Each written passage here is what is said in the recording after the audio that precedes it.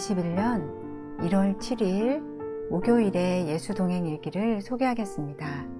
제목은 전화로 하는 중보기도. 하나님, 오늘 아침 침대에서 일어나는데 뜻밖의 음성이 들려왔습니다. 김정 사모에게 전화해서 매일 단 한마디라도 기도해줘라. 간밤에 김정 사모를 생각했던 것도 아니고 꿈을 꾼 것도 아니었습니다. 오늘따라 늦잠을 잔 저는 남편이 새벽 예배 영상을 내일자로 잘못 올리는 바람에 컴퓨터로 수정 작업을 할 때에야 깨어나 별 생각 없이 거실로 나오던 중이었습니다. 제 내면으로 화살처럼 날아와 꽂힌 그 음성에 왜요? 라는 질문부터 나왔습니다. 저는 이미 매일 밤 10시에 골방으로 들어가 김정 사모를 위한 기도를 빠짐없이 하던 터였습니다. 그런데 왜 굳이 전화까지 해서 기도해줘야 하는지 이해되지 않았습니다. 문득 수년 전에 읽은 팀 켈러 목사님의 기도라는 책 시작 부분이 떠올랐습니다.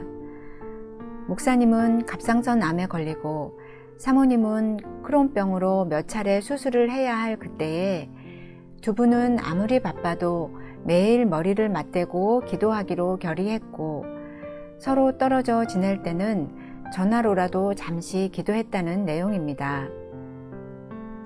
그 책 내용에 각인돼서 이런 생각이 떠오른 건가? 아니면 성령님의 강력한 요청인가? 오후 1시가 넘을 때까지 이를 두고 여러 생각이 교차했습니다.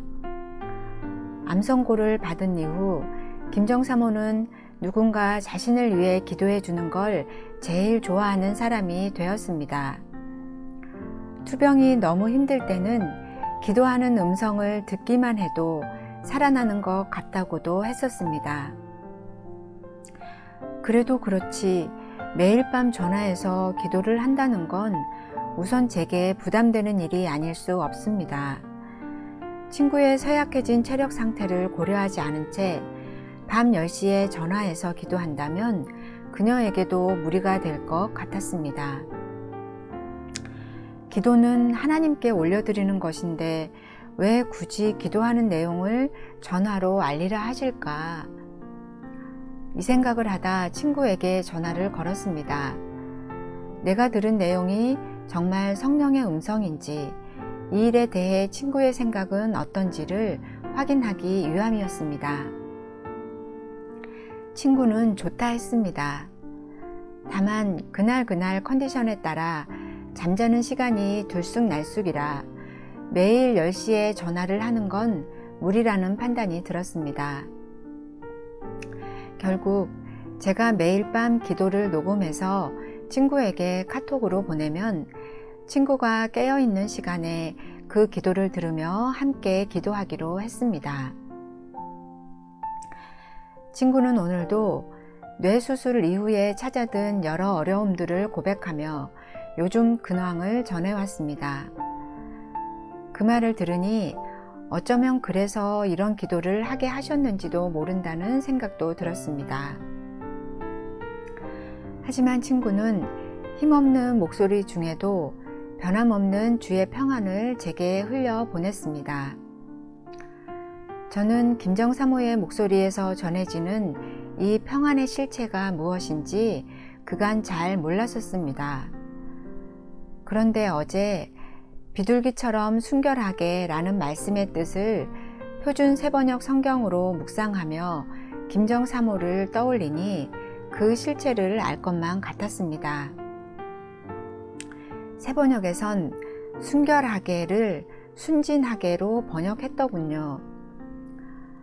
5년 6개월 전 말기암 판정 이후 숱한 절망의 소리가 들려올 때도 이 친구는 하나님께서 하실 거야 라며 순진할 정도로 단순하게 하나님의 말씀만 붙드는 모습을 보여줬습니다.